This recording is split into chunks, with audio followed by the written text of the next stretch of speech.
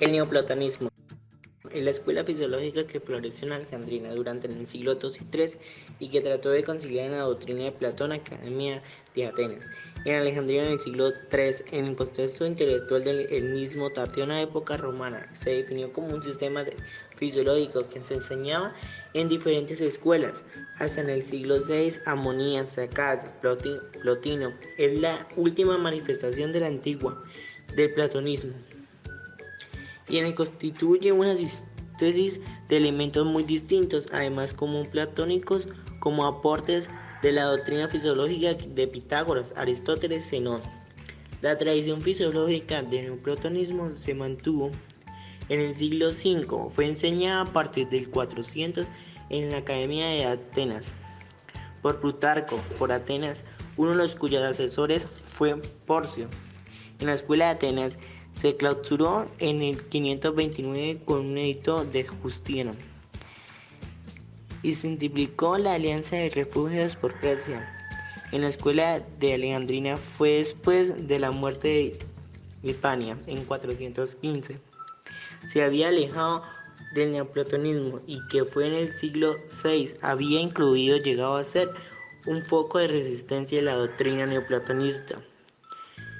Concepto fisiológico.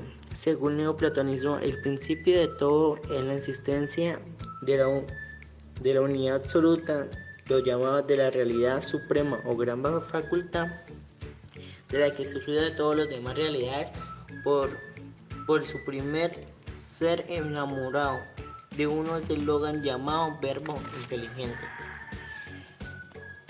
que continuó las ideas con las cuales posibles después de la inteligencia encargada del alma, como la idea principal del movimiento y de la materia. El uno de la inteligencia, el alma, son las tres hipótesis de la Trinidad neoplatónica. Las tres hipótesis, la doctrina central del platónico, es la teoría de la existencia de tres hipótesis o realidades primordiales, el uno, el no es y el alma. El uno es la teoría platónica, es indispensable, ya que es la unidad más grande hasta el tal punto que a veces se denomina el propio autor como Dios, unidad, infinito, plótico, antes de querer, corregir, preferir, guardar, silencio, que decir algo que trata de entender las unidades que fundan la existencia de todas las cosas, el nous. La siguiente realidad o hipótesis es el nous. No es una traducción adecuada de este tipo término, pero algunos autores lo identifican como un espíritu, mientras que otros prefieren hablar de la inteligencia. Esta tal vez no es un prefijo, sentido místico, sino una intelectual. La explicación de un nous es por la parte de la semejanza entre el sol y la luna. El alma. La tercera realidad o hipótesis es el alma, la cual es una naturaleza doble. En un extremo está ligada al nous y tira de un él. En el otro extremo se asocia con el mundo y el sentido en el cual es recreada por tantos platónicos, considerada como la naturaleza, el resultado de la procesión hacia abajo desde el alma. Cosmogonía. La filosofía de Marsilio y de Giovanni Pico de la Mirandola abarcó varias implicaciones cosmológicas y cosmogónicas en cuanto a la estructura del universo, la astrología y la magia. Todas las partes del mundo y sus elementos son recíprocamente contrarios y a la vez constituyen una unidad.